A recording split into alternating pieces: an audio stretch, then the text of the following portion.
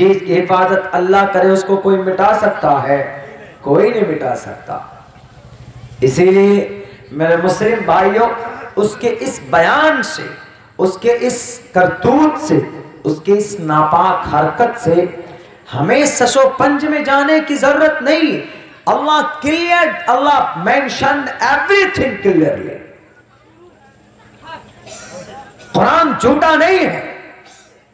दुनिया झूठी हो सकती है, आसमान झूठा हो सकता है, सूरज की रोशनी झूठी हो सकती है, चांद की नूर झूठे हो सकते हैं, लेकिन अल्लाह का फरमान झूठा नहीं हो सकता। अब बताओ वसीम रिजवी को कि मसाइल का हल अल्लाह ने कुरान में रखा है। रिजवी साहब, आपने इल्जाम लगाया कि चारों खुलफा में से 3 खुलफा ने मिलकर इस कुरान में 26 आयतों को ऐड किया, अलग से दाखिल किया। वो 26 आयतें कौन कौन सी? उनमें से उमूमन वो आयतें जिनका ताल्लुक जिहाद से, या अय्युहन नबी युहर्रिजुल मुमिनीना अलल क़िताल व अइद्दू लहुम मस्तताअतुम मिन क़ुव्वा वजाहिदू फिल्लाहि हक़्क़ जिहादी, ये हैं। और भी बहुत सारी आयत, पर्दे के ताल्लुक से जो आयत है उसको भी शामिल किया है, ज़कात के ताल्लुक से जो आयत है उसको भी शामिल किया है, जानी को जो सजा कोड़े बरसाए जाते हैं, संगसार करने का ऑर्डर है, उसको भी शामिल किया है, और चोरी करने वाले के हाथ काट दिए जाएं उसको भी शामिल किया उसने। ऐसे 26 आयतों को जमा करके कहा कि देखिए ये कुरान में जिना करने वाले को कितना खतरनाक सजा देने की बात कुरान कह रहा है कि उसको पत्थर मारो, उसको संगसार कर दो, उस पर कोरे बरसाओ, कितना बड़ा जुल्म है। कौन कह रहा? वसीम रिजवी कह रहे। तो वसीम रिजवी से पूछो कि लाल कृष्ण एडवाणी जी से किसी ने पूछा कि सर जानी को कौन सी सजा मिलनी चाहिए, जिना करने वाले को, रैपिस्ट को? तो उन्होंने कहा कि शुड बी डेथ पेनल्टी, सजा मौत मिलनी चाहिए।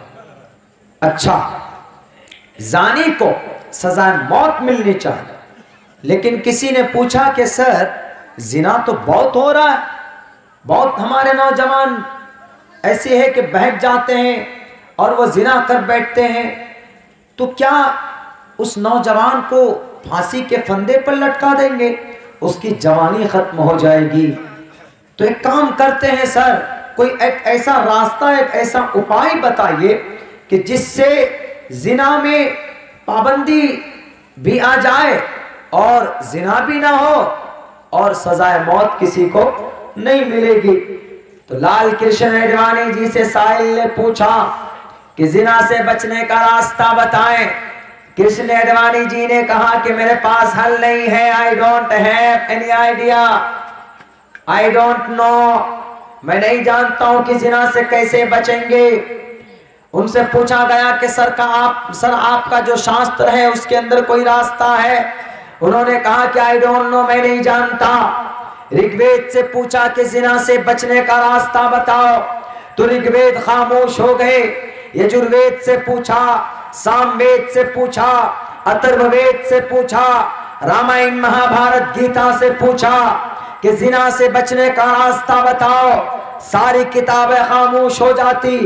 2 कदम आगे बढ़ाकर हमने बाइबल से पूछा, मता से पूछा, मरकस से पूछा, लोका से पूछा, यूहन्ना से पूछा, बरनयास से पूछा, हमने सिख धर्म के गुरु नानक से पूछा, हमने सिख धर्म के गुरु गोविंदर सिंह से पूछा, उनके किताब से, उनके 10 गुरुओं से पूछा, हमने मजूसी के हजरत शुएब के कौम बुत परस्त मजूसी उनसे पूछा, हमने चीन के अंदर बसने वाली आशूरियू, शनटू और कंफ्यूशनिज्म, इन तीनों कौम से पूछा कि बताओ कि जिना से बचने का रास्ता क्या है। दुनिया के अंदर तरक्की करने वाले, बताओ कि जिना से बचने का रास्ता तुम्हारे पास है?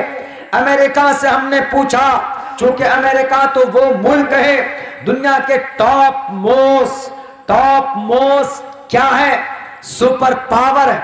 दुनिया के अंदर सबसे ताकतवर और सबसे अमीर तरीन देश में नाम लिया जाता है अमेरिका का।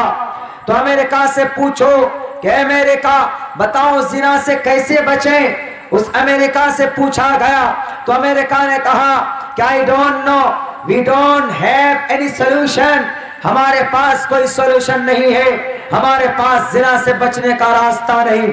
मेरे भाई, अमेरिका ही नहीं बल्कि पूरब से लेकर पश्चिम तक, उत्तर से लेकर दक्षिण तक जितने भी दुनिया के अंदर मुल्क हैं, ममालिक, कंट्रीज हैं, एक एक करके आप किसी से भी पूछिए, ऑस्ट्रेलिया से पूछिए, फ्रांस से पूछिए, बर्तानिया से पूछिए, यूरोप कंट्रीज, लंदन से पूछिए, जर्मनी से पूछिए, इटली से पूछिए, यूक्रेन से पूछिए, नॉर्वे से पूछिए, ओस्लो से पूछिए, आप किसी भी मुल्क से पूछिए, किसी भी ताकतवर तरीन प्रोफेसर से पूछिए, किसी भी नेता से पूछो, किसी सीएम से पूछो, किसी चीफ मिनिस्टर से पूछो, किसी पीएम से पूछो, आरएसएस के मानने वालों से पूछो, एबीवीपी के चेहरों से पूछो, दुनिया के तमाम इंसानों से पूछो, वसीम रिजवी साहब कोई नहीं बताएगा कि हमारे पास जिना से बचने का कोई हल है। अगर जिना से बचने का रास्ता किसी ने बताया है तो तुम पूछो कुरान से कि कुरान जिना से बचने का रास्ता तेरे पास है। कुरान कहता है कि आओ मदरसे में देखो, कुरान पढ़ो, तुम्हें जिना से बचने का रास्ता मिल जाएगा। जिना से बचने का रास्ता क्या है? कुरान मुखातब है जवानों से, कुल्लिल मुअमिनीना यगुद्दू मिन अबसारिहिम, ए जवानों अपनी निगाहें नीची रखना। कुरान मुखातब होता है जवान बेटियों से और बेटी को कहता है कि बेटियों अपनी निगाहें नीची रखना। कुल्लिल मुअमिनाति यगुद्दूना मिन अबसारिहिन, से to the believing women that they should their gaze and God, and it will protect yourself, your beauty and ornament. Don't show among the people in front of the people. समाज के नौजवान भाइयों, समाज के लड़कियों, अपनी निगाहें नीची रखना और किसी गैर महरम की तरफ अपनी निगाह उठाकर मत देखना। कुरान के इस आदेश ने, कुरान के इस फरमान ने बता दिया कि जिना से बचने का यही रास्ता। कैसे? जब निगाहें नहीं मिलेंगी तो फिर नंबर एक दूसरे के पास नहीं पहुंचेगा। जब नंबर एक दूसरे गैर महरम लड़की लड़के के पास नहीं जाएंगे तो फिर हाय का मैसेज नहीं लिखा जाएगा। जब हाय नहीं होगा तो फिर हेलो के मैसेजेस बीच एक्सचेंज नहीं होंगे। जब हेलो का मैसेज नहीं आएगा तो फिर आई मिस यू का मैसेज भी नहीं जाएगा, फिर आई लाइक यू का मैसेज भी नहीं जाएगा। In the and I love you का भी मैसेज नहीं जाएगा। जब आई लव यू नहीं बोले जाएंगे तो अजनबियत बरकरार रहेगी। जब अजनबियत बरकरार रहेगी, एक दूसरे से अलग अलग रहेंगे। जब निगाहें नहीं मिलेंगी तो जिना के वारदात कम होंगे, और जब जिना नहीं होगा, जब जिना के वारदात कम होंगे, जानी नहीं होंगे, जिना नहीं होगा समाज में, तो फिर सजाए मौत भी नहीं मिलेगी। किसने बताया रास्ता? वसीम रिजवी। पूछो अपने डुप्लीकेट खुदाओं को, अपने लुटेरे और अपने इन करप्ट रहनुमाओं से पूछो कि है तुम्हारे पास कोई मसले का हल? नहीं है। जिस कुरान की आयतों को तुम रोकने की, बदलने की, निकालने की कोशिश करते हो, उस कुरान करीम की आयतों में एक से एक समस्या का समाधान मौजूद। नारे तकबीर, नारे तकबीर। मौलाना अब्दुल्ला सालिम चतुर्वेदी, मौलाना अब्दुल्ला सालिम चतुर्वेदी। इस्लाम जिंदाबाद, इस्लाम जिंदाबाद। कुरान था, कुरान है, कुरान रहेगा इंशाअल्लाह। मेरे भाइयों, ऐसा है। और उनका एक इल्ज़ाम और बड़ा, बहुत सारे इल्ज़ामात उन्होंने लगाए इस्लाम पर, मगर अभी जो उस इंटरव्यू में क्या बोले, वो ये बोले कि तीनों खुलाफा ने, तीनों खुलाफा। वसीम साहब, आपको पता होना चाहिए, हमारे जो सहाबा हैं, अल्लाह के नबी ने कहा अस्हाबी कन्नुजूम बिअय्यिहिम इक्तदैतुम इhtadaytum। हमारे सहाबा सितारों के मानिंद हैं, तुम उनमें से जिसकी भी इक्तिदा करोगे यू विल सक्सेस, कामयाब हो जाओगे। और फिर अबू बकर, उमर, उस्मान, हजरत उस्मान तो दामादे रसूल भी, 2 बेटियां मोहम्मद रसूलुल्लाह की उनके निकाह। और आपने क्या इल्ज़ाम लगाया कि इन्होंने अपनी तरफ से, अरे पागल आदमी, इतना तो पता होना चाहिए ना आपको, इतना तो जान नॉलेज में होना चाहिए कि अल्लाह के नबी के बाद सिलसिले वही ख़त्म हो चुकी, कोई वही आसमान से ज़मीन पर नहीं आने वाला, इसलिए कि अल्लाह के नबी आखिरी नबी थे, मोहम्मद रसूलुल्लाह सिलसिले नबूवत को ख़त्म करने वाले थे। हाँ, हम जानते हैं, ये तो आप नहीं बोल रहे, आपके डुप्लीकेट खुदा लोग बोल रहे जो एयर कंडीशन रूम में बैठे। तो उनसे ये पैगाम पहुंचा देना कि अब्दुल्ला सालिम साहब आए थे, इस बस्ती का नाम क्या है, खड़ई में, और वो बता करके गए कि हमारे नकली खुदाओं, जैसे फिरौन को शैतान ने कहा था कि डुप्लीकेट खुदा, क्यों कहा था, इसलिए कि फिरौन ने पेशाब की बारिश करवाई थी किसानों के फसलों के ऊपर। तो वो शैतान ने कहा, हाँ, फिरौन ने कहा, बड़ा लंबा चौड़ा वाकया, वो मैं सुना ही देता हूँ आपको। एक मौके पर वो डुप्लीकेट खुदा है ना फिरौन, तो उसने कहा क्या ना रब्बुकुमुल आला, मैं सबसे बड़ा खुदा, मुझे खुदा मानो। तो सब लोगों ने उनको खुदा मानना शुरू कर दिया कि भाई ताकतवर है ये। तो किसान लोग सब के सब पहुंच गए फिरौन के पास। तो फिरौन से जाकर बोला कि you are my God, you are my creator, आप हमारे खुदा हैं, आप हमारे गुरु हैं। तो एक काम कीजिए हमारे खुदा साहब, हमारे रब, हमारे खेतों में पानी नहीं है, खेत में जो हमने धान लगाया उसमें पानी नहीं, तो खुदारा एक काम कीजिए हमारे खुदा, बारिश करवा दीजिए, नहीं तो हमारे धान जल जाएंगे, सूख जाएगा। तो अब वो कैसे बारिश करवाए, वो तो डुप्लीकेट खुदा है। जैसे ये वसीम रिजवी के पीछे डुप्लीकेट खुदाओं की लाइन लगी हुई, मैं उनके अभी पोल खोलता हूँ, रुकिए ना। तो ये अब शैतान, ये फिरौन जो था वो इंसान था, वो कोई खुदा थोड़ा ही था। तो उसने, उसका सबसे बड़ा एडवाइजर कौन था, उसका पीए, पर्सनल असिस्टेंट फिरौन का शैतान। शैतान को बुलाया, इब्लीस को दरबार बुलाया जाता।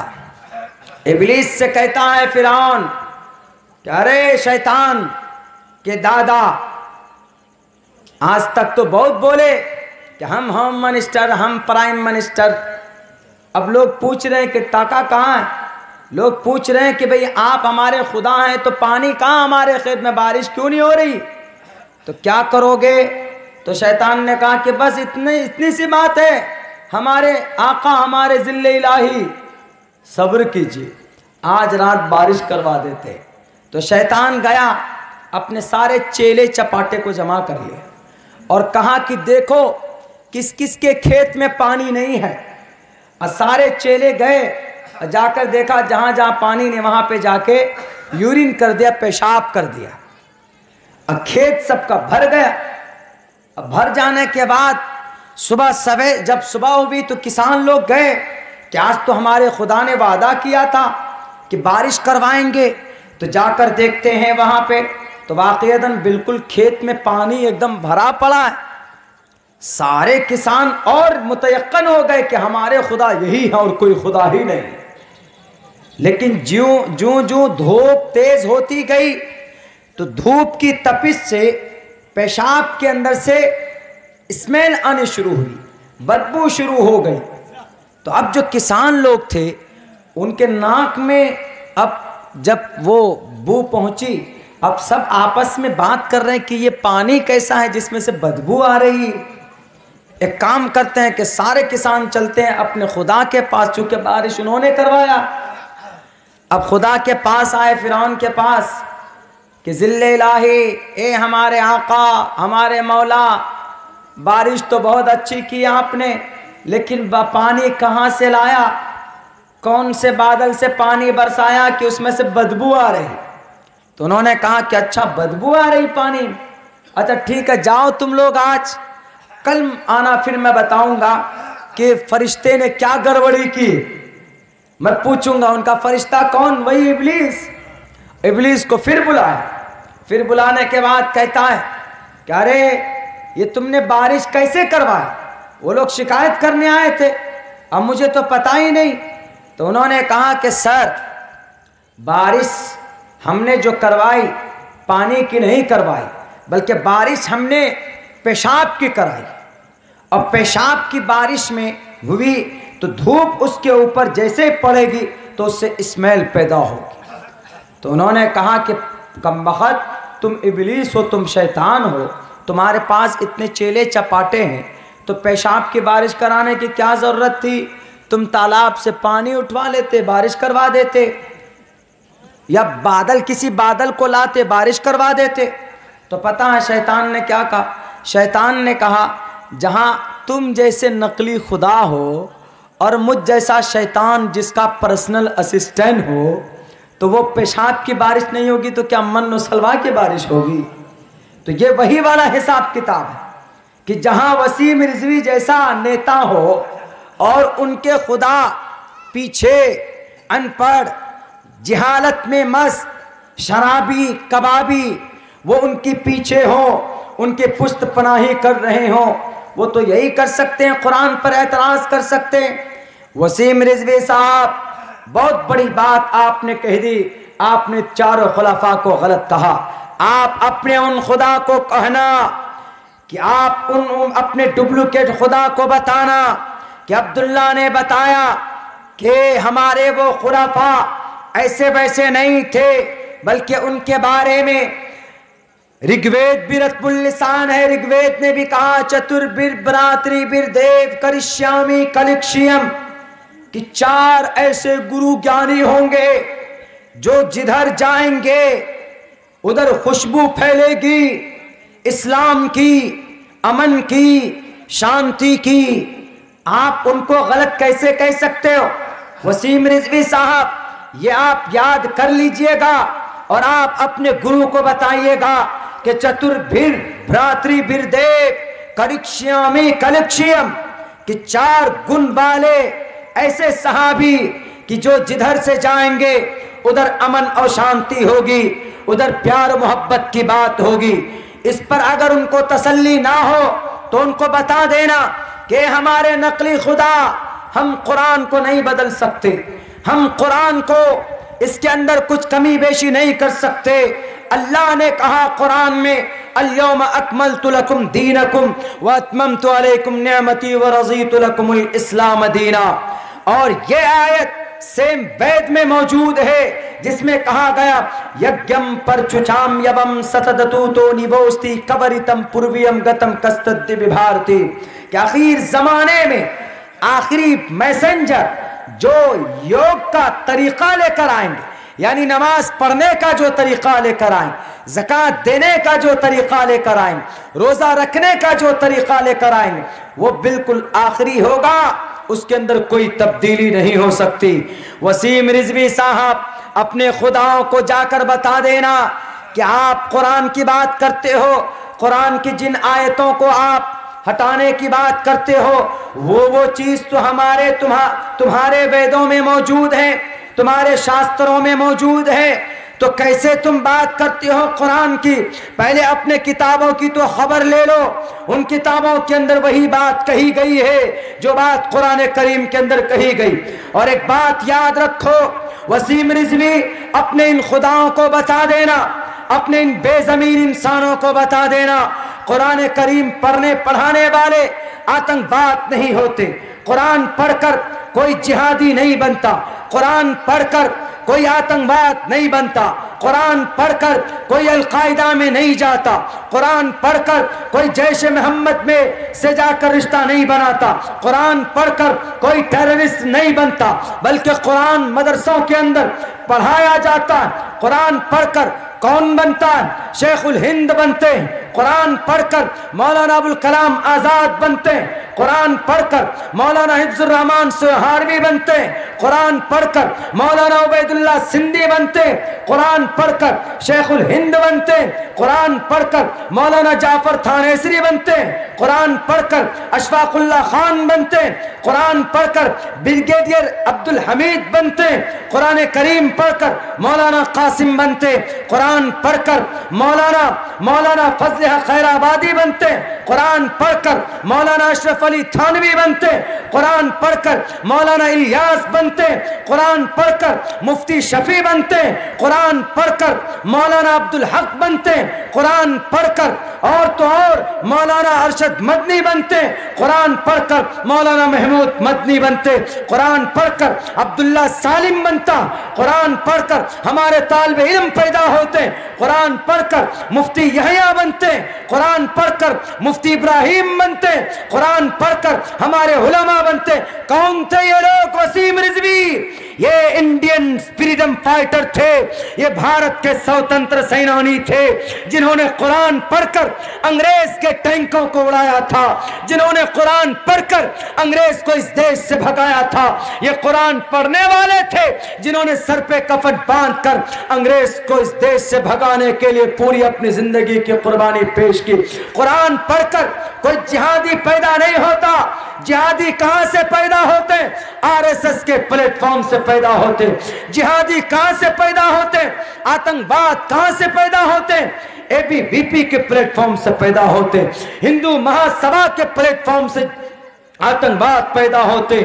और अखिल भारत विश्व परिषद, शिवसेना, बजरंग दल के प्लेटफॉर्म से कौन पैदा होता?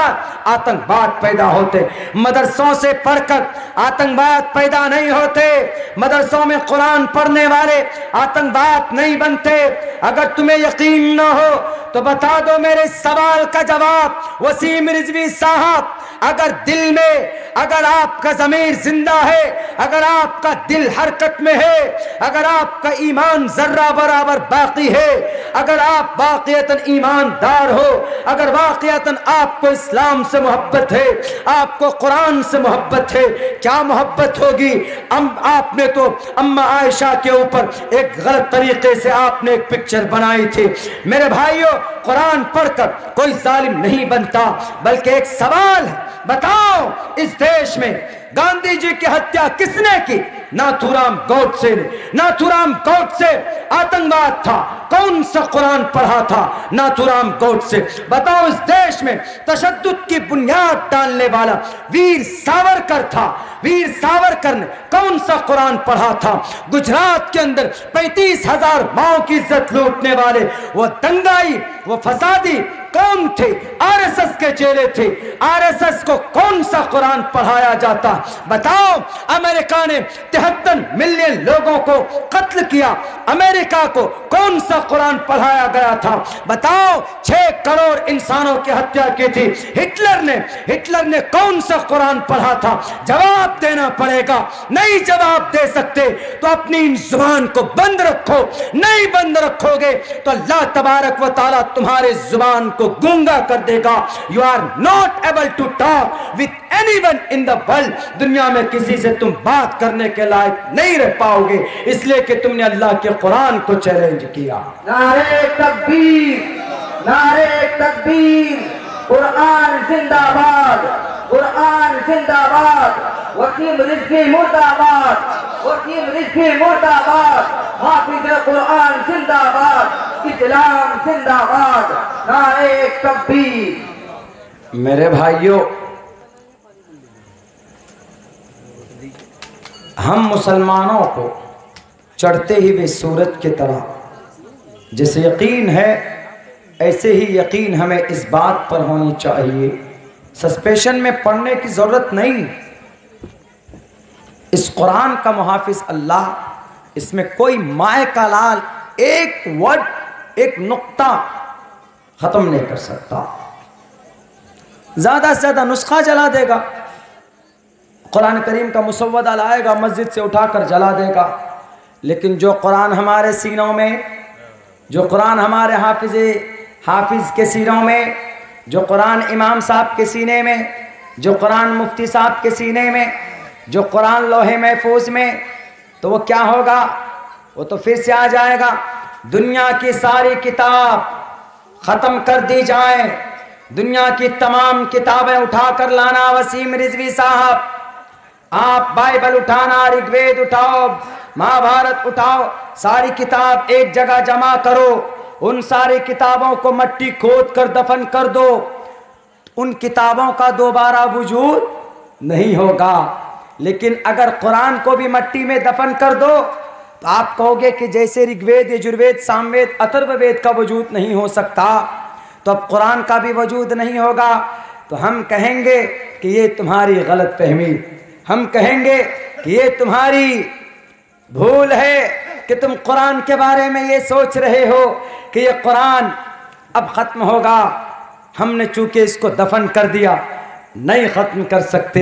तुम कुरान के नुस्खों को जला सकते हो, लेकिन सीनों में जो कुरान पेवस्त है 6 लाख हुफ्फाज़ कराम के, कैसे ख़त्म करोगे दुनिया वालों, फ्रांस वालों?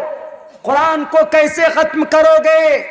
मुस्लिम के इसराइल में बैठकर दज्जाल का इंतज़ार करने वालों, दज्जाल आएगा और दुनिया के अंदर सबसे ख़तरनाक फितना अगर कोई होगा तो वह दज्जाल का फितना होगा। और दज्जाल आएंगे और दज्जाल का हामी कौन होगा? यहूदी लोग। यहूदी लोग दज्जाल के हामी होंगे। वो घुंघराले बाल, इतनी ताकत का मालिक होगा वो कि वह आसमान और सूरज को जहां चाहेगा वहीं रोक देगा। इतनी ताकत होगी उसके अंदर अल्लाह की तरफ से। वो किस लिए? मसीह दज्जाल को भेजा जाएगा हमारे और आपकी ईमान की आजमाइश के लिए। वो कहेगा आई एम अ गॉड, मैं खुदा हूं, मैं अल्लाह हूं, मैं परमात्मा हूं। लोग कहेंगे कि आप अल्लाह हैं, आप खुदा हैं, हमारे पूर्वज मर गए, दफन हो गए, इस कब्रिस्तान में ज़रा निकाल दीजिए। तो वो अपने चेलों को हुक्म करेगा, अपने शैतानों को, अपने लश्कर को, कि वो उनके बाप दादा नाना नानी बनकर के सामने खड़े हो जाएंगे। तो लोग, जो ढुलमुल ईमान वाला होगा, वो कहेगा, वो रियल अल्लाह को भूल जाएगा, वो उसी को खुदा मानने लगेगा, दज्जाल। तो ये दज्जाल क्या, हम एक लंबा चौड़ा वाक़या है, मैं कभी किसी दिन दज्जाल के ऊपर बात करूँगा। लेकिन दज्जाल का हामी कौन? दज्जाल के हामी ये यहूदी लोग जो कुरान के दुश्मन। वसीम रिजवी नहीं बोल रहा, वसीम रिजवी तो एक मोहरा है, उनके पीछे तो भारत के अंदर कुछ है सरगना, कुछ ऐसी तंजीम है जो 750 साल तक मुसलमानों की, इस्लामी मुसलमान बादशाहों की हुकूमत का वो बदला लेना चाहते। मेरे भाइयों, मेरे साथियों, नौजवानों, आपको पता होना चाहिए, एक एक मुसलमान के बच्चे को मालूम होना चाहिए कि दुनिया के अंदर इस्लाम की तारीख क्या, दुनिया में, भारत में नहीं, दुनिया के अंदर इस्लाम की तारीख क्या, ताकि कोई डराने वाला पैदा हो, ताकि कोई ये कहने वाला पैदा हो अगर आ जाए कि मुसलमानों तुम्हारे कुरान को दफन कर दूंगा, देखो हमने बाइबल को ख़त्म कर दिया, देखो हमने ऋग्वेद को जला दिया, देखो हमने सामवेद को जला दिया, तुम्हारे कुरान को भी ख़त्म कर दूंगा, तुम्हारे कुरान को भी जला दूंगा, ताकि हम कह सकें तुम कुरान के नुस्खों को जलाओगे, कुरान को तुमने जला दिया तो तुम ये सोचते हो कि हम अब कुरान कहाँ से आएगा? कुरान आएगा, उठाओ कलम और लाओ कागज़, बैठो लिखने के लिए। अब्दुल्ला पढ़ना शुरू करेगा, अल्हम्दुलिल्लाहि रब्बिल आलमीन, अलिफ लाम मीम ज़ालिकल किताब सयक़ूलुस सुफ़ात तिल्कर रुसुल लन तना वल मुहसनात ला युहिब्बुल्लाह व इज़ा समिअू वलौ अन्ना क़ालल मलअु वअलमू यातज़िरून वमा मिन दाब्बा वमा उबर्रिउ रुबमा सुब्हानल्लज़ी क़ाल अलम। और आगे 17 पारा इक़्तरब लिन्नास क़द अफ़लहल मुअमिनून व क़ाल अल्लज़ी अम्मन ख़लक़ उत्लु मा ऊही वमन यक़नुत वमा लिया फमन अज़लम इलैहि युरद्दु हामीम क़ाल फमा ख़त्बुकुम क़द समिअ अल्लाह तबारकल्लज़ी अम्मा यतसाअलून मिनल जिन्नति वन्नास। मिटाओ तुम कुरान को। अब्दुल्ला खड़ा होगा, इमाम साहब खड़े होंगे, 9 साल का बच्चा खड़ा होकर दोबारा कुरान करीम को पढ़ते जाएंगे, लिखते जाएंगे। कितने नुस्खों को तुम जलाओगे? क्यों? अल इस्लाम यालू वला योला, इस्लाम बुलंद होने के लिए आया है। तुम जितने कुरान पर एतराज करोगे, तुम जितने कुरान को खत्म करने की कोशिश करोगे, अल्लाह तबारक व तआला अपने अफराद को तैयार करते रहेंगे, उतना ही इस्लाम का बोलबाला होगा इंशाअल्लाह। नारे तकबीर, नारे तकबीर। हजरत मौलाना अब्दुल्ला सालिम चतुर्वेदी, हजरत मौलाना अब्दुल्ला सालिम चतुर्वेदी, हाफिज़े कुरान जिंदाबाद, हाफिज़े कुरान जिंदाबाद। इस्लाम जिंदाबाद, इस्लाम है, इस्लाम रहेगा इंशाअल्लाह। मेरे भाइयों, अब मैं एक बात आप लोगों को एक पैगाम देना चाहता हूँ। मेरी आवाज़ मुकम्मल तौर पर मेरे साथ नहीं है, लेकिन मैं ये पैगाम देना चाहता हूँ आप तमाम लोगों से, खुसूसन यहाँ पर हमारे मदारिस के तलबा कराम की तादाद मुझे नज़र आ रही। मैं उन नौजवानों से, उन तलबा कराम से भी और समाज के हर एक फ़र्द से मैं मुखातब होना चाहता हूँ। मैं कहना चाहता हूँ कि मेरे भाइयों, मेरे साथियों, अब जाहिल बनकर ज़िंदगी गुजारने का टाइम नहीं है, बल्कि अब आपको आलिम बनना होगा। किस चीज़ का आलिम? अपने कुरान का, अपनी शरीयत का, अपने संविधान का, अपने हक हुकूक का।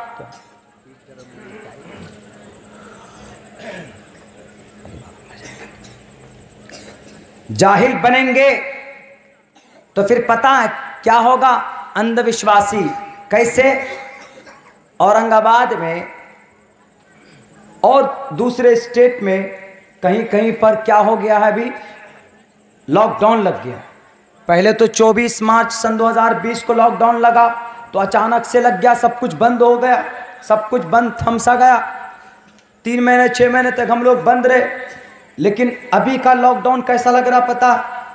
हफ्ते में 2 दिन 24 घंटा लॉकडाउन, शनिचर इतवार, दोनों दिन में भी और रात में भी, और बाकी और दूसरे दिनों में सिर्फ रात में, दिन में लॉकडाउन नहीं। हमको ये समझ में नहीं आता ये कोरोना कितना अक्लमंद है, जो शनिचर और इतवार को 24 घंटा दौड़ता है। तो इसीलिए डीएम साहब को पता चल गया कि ये कोरोना तो 2 दिन पिकनिक मनाने आता है चाइना से, शनिचर इतवार को 24 घंटे का लॉकडाउन लगा दो, और बाकी मंडे, ट्यूसडे, वेडनेसडे, सोमवार, मंगल, बुध, जुमेरात, जुम्मा, इन दिनों के अंदर कोरोना शायद पढ़ने चला जाता है चाइना, हॉस्टल चला जाता है, परमिशन नहीं मिलती, इसीलिए दिन में अनलॉक कर दो। और रही बात शायद रात में, हेलीकॉप्टर से आ जाता होगा घूमने के लिए दीघा, समंदर के किनारे हवा खाने के लिए, तो इसीलिए गवर्नमेंट कहती है कि रात को 9 बजे से लेकर सुबह 9 बजे तक लॉकडाउन रहेगा। समझ में नहीं आ रहा भाई, ये इतना अक्लमंद कोरोना है जो सब कुछ अपना रूटीन बता करके जाता है कि मैं हफ्ते में 2 दिन 24 घंटा आऊँगा, और हफ्ते में 5 दिन तक मैं सिर्फ रात में आऊँगा, दिन में नहीं आऊँगा। अब लोग फॉलो करते हैं। अब कहीं पर भी जाइए तो क्या बोलता? मौलाना मास्क लगाइए। क्यों भाई? लॉकडाउन चल रहा। क्यों रात में लॉकडाउन, दिन में अनलॉक? उनसे पूछे क्यों, कोरोना किधर है? वो कहेगा कि कोरोना भी पढ़ने चला गया, रात में आएगा, इसलिए मुंह में मास्क लगा लीजिए। Wash your hands, wearing the mask, and 2 गज दूरी, मास्क है जरूरी। लोग अब खूब बोलने लगे। मेरे भाइयों, मेरे साथियों, वसीम रिजवी से पूछिए कि अल्लाह ने कुरान में कोरोना से बचने का भी उपाय बताया। वो कैसा उपाय?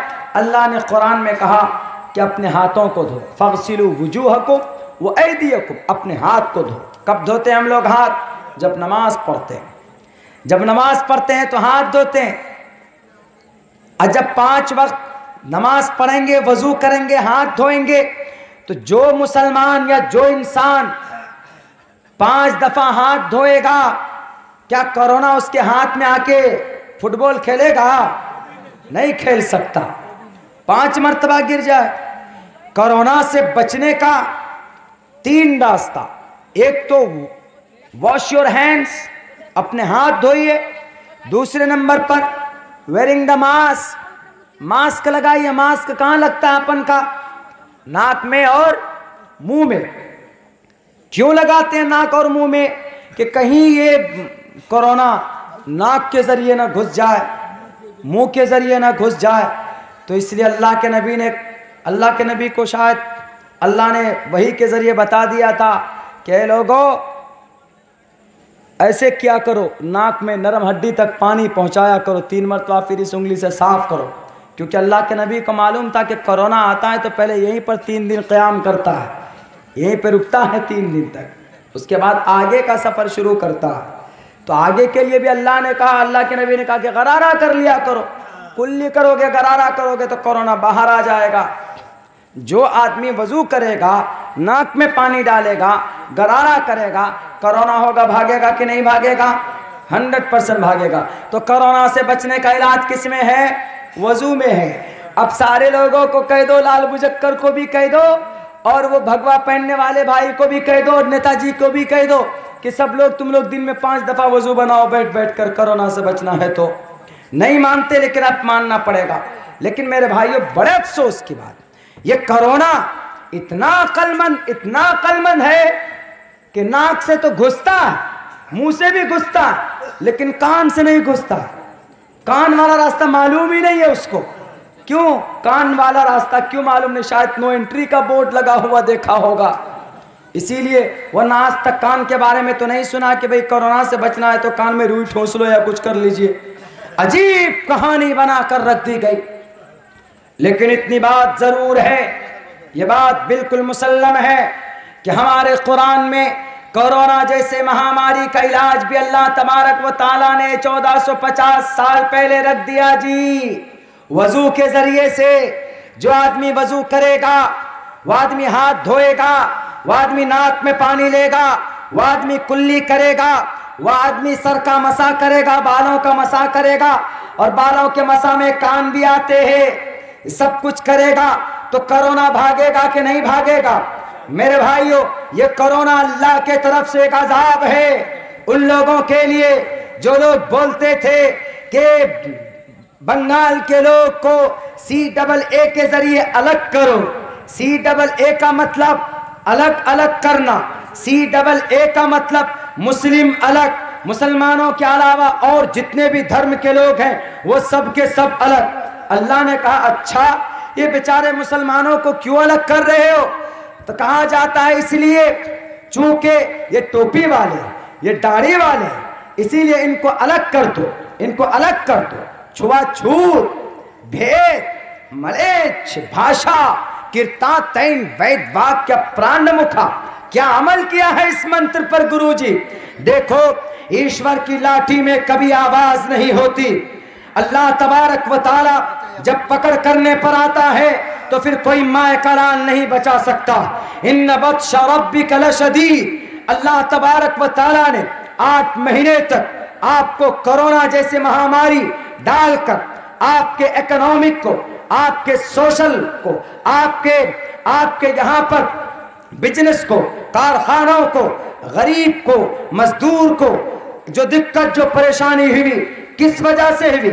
हमारे भारत के अजीम कायद और लीडरान मगर करप्ट। एक बात कहूंगा, आपने लोगों को अलग अलग करने की कोशिश की, किसके जरिए से?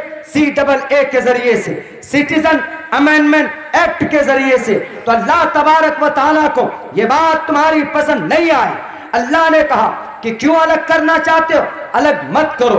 बड़ा दर्द होता इसलिए कि ये भारत में पैदा हुए, इनके बपूती राज है भारत, हमारा बाप का घर है भारत, हमारी बाप की जमीन है भारत। क्यों? हमारे अब्बा कौन? हजरत आदम। आदम कहाँ पैदा हुए? भारत में आए। और बाप जहां पैदा होता है वो घर किसका होता है? बेटों का होता है। इसीलिए भारत के फिरका परस्त तंजीमों, भारत हमारे बाप की जागीर, हमारे बाप की जागीर, हमने कुर्बानी दी, हमें अलग नहीं कर सकते। तो अल्लाह को यह बात पसंद नहीं आई कि इन लोगों के खिलाफ CAA सिटीजन अमेंडमेंट एक्ट बनाया, नहीं होना चाहिए। क्यों? मासूम लोग क्या करते हैं? नमाज पढ़ते। नमाज पढ़ना पाप नहीं, नमाज पढ़ना पाप होता तो हनुमान को श्री रामचंद्र जी नहीं कहते के और सीता को नहीं कहते ए सत्यवती राम रामाय नमः। अगर पाप, अगर पूजा करना, सोशल काम करना, तबलीग करना पाप होता, भविष्य पुराण में नहीं कहा जाता क्या? उस सदायस्य परवाहिजो वधुमंतो दिविर्दश्वर समारतश दिविजहीर्ति देविष्माना उपस पुरुष। तो मेरे भाइयों, जब इस धरती पर CAA सिटीजन अमेंडमेंट एक्ट किया गया, अल्लाह को यह बात ना पसंद हुई। अल्लाह ने कहा कि अच्छा लो, तुम्हें सजा देते, तुमको इसी कानून के तहत सजा देते हैं। जाओ कोरोना सबको अलग कर दो। जिन्होंने कानून बनाया उनको उनकी बीवियों से अलग कर दो, उनके बेटों से अलग कर दो। और कोरोना के अंदर क्या हुआ? कोरोना में यही हुआ ना कि कोई आदमी अपने बीवी के पास भी नहीं जा रहा, कहीं कोरोना पकड़ ले। अपने बेटी के पास नहीं जा रहे, अपने बेटों के पास नहीं जा रहे, दूरी बना के रख रहे हैं, वहीं से कर रहे हैं प्रणाम नमस्ते सलाम, वहीं से। क्यों? कहीं कोरोना ना पकड़ ले। अलग अलग बोलते थे ना कि अलग अलग करो, अल्लाह ने ऐसा अलग अलग कर दिया तुम्हें कि तुम अपनी बीवी को भी छूने से मोहताज हो गए। किसके जरिए? कोरोना के जरिए से। इसीलिए अल्लाह के निज़ाम में, अल्लाह के कुरान में, अल्लाह के कानून में और अल्लाह के मनशे, अल्लाह के शरीयत में, अल्लाह के नबी अलैहिस्सलातु वस्सलाम के अतवार में, उनकी ज़िंदगी के अंदर मेरे भाइयों, मेरे मुसलमानों, कोई तब्दीली और कोई तगय्युर और किसी तरह की कोई तफरीक इसके अंदर कोई पैदा नहीं कर सकता। अगर कोई करता है तो अल्लाह तबारक व तआला ज़माने के एतबार से उसको मज़ा चखा देते। और मैं कहता हूँ उन लोगों को जो लोग कोशिश करते कि हम कुरान को बदलना चाहते हैं, कुरान अल्लाह का कलाम और अल्लाह का कलाम नहीं बदलता। ला तब्दीला लिकलिमातिल्लाह वलन तजिदु लिसुन्नतिल्लाहि तब्दीला। अल्लाह के फैसले नहीं बदलते, अल्लाह के कलाम में तुम तब्दीली नहीं पाओगे। यही पैगाम ऋग्वेद में कहा गया। वसीम रिजवी साहब ऋग्वेद में नकीरस पर बिनंती वर्ताणी अदब धानी वरुणस वर्ताणी। वरुण ईश्वर के विधि विधान नहीं बदलते। जैसे वलन तजिदु लिसुन्नतिल्लाहि तब्दीला, अल्लाह का फैसला, अल्लाह का तरीका कोई नहीं बदल सकता। इसमें कहा गया नकीरस पर बिनंती वर्ताणी, ईश्वर के संविधान को कोई नहीं बदल सकता। अगर कोई बदलने की कोशिश करता है तो वो फिर इस जमीन पर आने वाले वक्त में एक वक्त ऐसा आएगा कि उसको ईश्वर उनके पापों के बारे में सवाल करेगा, पापों का हिसाब उनको देना होगा। इसीलिए मैं कहना चाहता हूं इन फिरका परस्त ताकतों को, अगर आपके दिलो दिमाग में ये नशा है कि जिहाद की वजह से कुरान करीम के आयत को बंद करते, निकालने की कोशिश करते, मैं उन 26 आयत के एक एक आयतों को पढ़कर एनालाइज करना चाहता था, लेकिन मेरे भाइयों लंबे सफर की वजह से मेरे अंदर इतनी ताकत नहीं है कि मैं मुकम्मल तौर पर एक्सप्लेन कर सकूं। लेकिन मैं एक आयत की तशरीह बताता हूं जो वसीम रिजवी ने गलत तरीके पर पेश करने की कोशिश की। उन्होंने कहा कि कुरान में लिखा वजाहिदू फिल्लाहि हक़्क़ जिहादी, अल्लाह के रास्ते में जिहाद करो और हिंदुओं को मारो, कत्ल करो। वसीम रिजवी अपनी जुबान को लगाम दो और हमारे ऐसे लोग जो कुरान करीम की इन आयतों की गलत तशरीह करते हैं अपनी जुबान को विराम दीजिए। वजाहिदू फिल्लाहि हक़्क़ जिहादी का ये मतलब नहीं कि जिहाद करो, जिहाद का मतलब होता है अपनी रक्षा करना, जिहाद का मतलब होता है अपनी हिफाजत करना, जिहाद का मतलब होता है अपने मुल्क को बचाना। मिसाल के तौर पर गालवान घाटी के अंदर 20 हिंदुस्तान के हमारे फौजी अफसरान शहीद हो गए। वो शहीद क्यों हुए? अपने देश की रक्षा के लिए, अपने देश की रक्षा के लिए उन्होंने मुकाबला किया। किसका? चाइना के आर्मी का। चाइना के आर्मी ने हमला किया था भारत में, हमारे मुल्क में। चाइना के आर्मी से अपने मुल्क को बचाने के लिए हमारे भारत के 20 नौजवानों ने मुकाबला किया, शहीद हो गए। उनके इस अमल को क्या कहा जाएगा? उनके इस अमल को जिहाद कहा जाएगा, मेहनत कही जाएगी और डिफेंस कहा जाएगा। तो बताओ वसीम रिजवी साहब, अगर तुम्हारे गले में छुरी रखकर तुम्हारी जान को, तुम्हारे गर्दन को काटने की कोशिश करे तो तुम क्या करोगे? तुम हाथ चलाओगे, तुम अपनी जान कि बचाव के लिए तुम कोशिश करोगे, तुम हाथ पैर मारोगे, तुम कातिल के मुंह को नोचोगे, तुम घूंसे मारोगे, तुम पत्थर बरसाओगे, तो तुम्हारा यह अमल क्या कहलाएगा? जिहाद कहलाएगा। तुम्हारा यह अमल जिहाद कहलाएगा। इस्लाम कभी भी यह नहीं कहता कि किसी हिंदू को कत्ल करो या किसी जैन के ऊपर जुल्म करो या किसी गैर मुस्लिम पर, किसी मुशरिक पर, डिसबिलीवर पर जुल्म ज़्यादती करो। जिहाद का यह मतलब बिल्कुल नहीं होता। मैं उम्मीद करता हूं हमारे मुसलमानों, कुरान का एक वर्ड न बदला था, न बदला है, कयामत तक ये बदल भी नहीं सकता। इसलिए आपको इसमें शक करने की कोई गुंजाइश नहीं।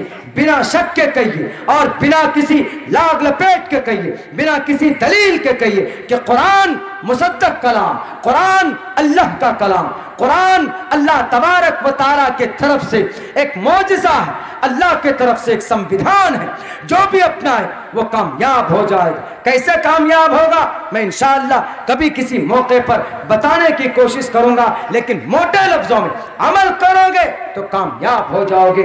अल्लाह से दुआ करता हूं कि अल्लाह तबारक व तआला कहने सुनने से ज्यादा हम तमाम मुसलमानों को उस पर अमल की तौफीक अता फरमाए।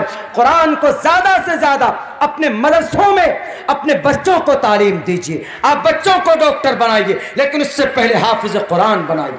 आप बच्चों को इंजीनियर बनाइए, लेकिन उससे पहले आप अपने बच्चों को हाफिज कुरान बनाइए। इंशाअल्लाह आपका बच्चा डॉक्टर भी बनेगा तो हाफिज डॉक्टर बनेगा। अगर आपका बच्चा पायलट बनेगा, इंजीनियर बनेगा, तो कुरान पहले सीने में होगा। तो इन सब एग्जाम को क्रैक करना उसके बाएं हाथ का खेल होगा, बड़ी आसानी से। हमारा बच्चा जो कुरान हिफ्ज कर ले, उसके लिए दुनिया की तालीम, modern education, it will be very easy. If you don't believe तो please you have to practice on that topic. अगर आपको यकीन ना हो तो आप अपने बच्चों को हाफिज कुरान बनाइए, उसके साथ मॉडर्न एजुकेशन दीजिए, उसके बाद आप दुनियावी तालीम दीजिए। दुनियावी तालीम मना नहीं है, दे सकते हैं, बक़द्रे ज़रूरत दे सकते हैं, और भी ज़्यादा दे सकते हैं। अगर आप अपने बच्चों को ज़्यादा पढ़ाना चाहते हैं दुनियावी एतबार से तो पढ़ाइए, लेकिन before these thing you have to educate your children as a Islamic education. अपने अक़ीदे ताकि बच्चों के सही हो, कुरान और हदीस के बारे में जान सके, अपनी शरीयत के बारे में जान सके। मैं दुआ करता हूँ आप तमामी हजरात से कि आप तमाम हमारे लिए भी दुआ करें और आप अपने मदरसों के लिए, आप अपने समाज के लिए दुआ कीजिए कि अल्लाह तबारक व तआला हमारे नौजवानों को हिम्मत दे, हमारे नौजवानों को ताकत दे कि वो जुल्म के ख़िलाफ़ आवाज़ बुलंद कर सकें। हमारे जो दानिश्वर तबका वो मैदान में आए, जवानों को आगे बढ़ाएं। आज हमारा नौजवान भटक रहा, आज हमारा नौजवान कोई टारगेट उनके सामने नहीं, मोबाइल ले लेता है, बस जनाब फेसबुक पे पेज बनाते हैं, व्हाट्सएप के ऊपर ग्रुप बनाते हैं। इससे मेरे भाइयों आपकी तकदीर नहीं बदल सकती। अगर आप ये सोचते हो कि सिर्फ तस्बीह के दाने हिलाने से आपका बेड़ा पार हो जाएगा तो ये खाम ख्याली है।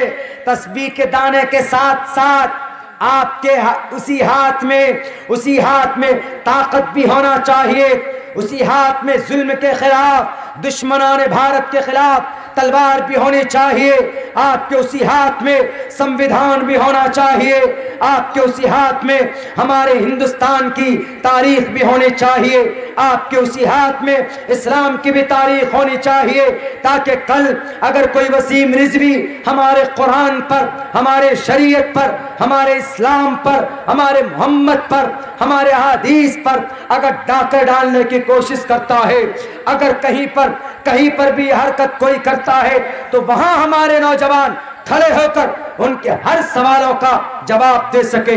बाज़ाब्ता मैंने चैलेंज किया, मैंने कहा कि दुनिया का कोई बड़ा विद्वान आ जाए, मैं कुरान पर उनसे बहस करने के लिए तैयार। इंशाअल्लाह मुझे उम्मीद है, मैं तालिब इल्म, हमारे असातिज़ा तो दूर की बात, मैं बहैसियत तालिब इल्म एक एक सवाल का जवाब मैं कुरान के ऊपर एलिगेशंस के अक़ली दलाइल की रोशनी में इंशाअल्लाह मैं सॉल्व करूंगा।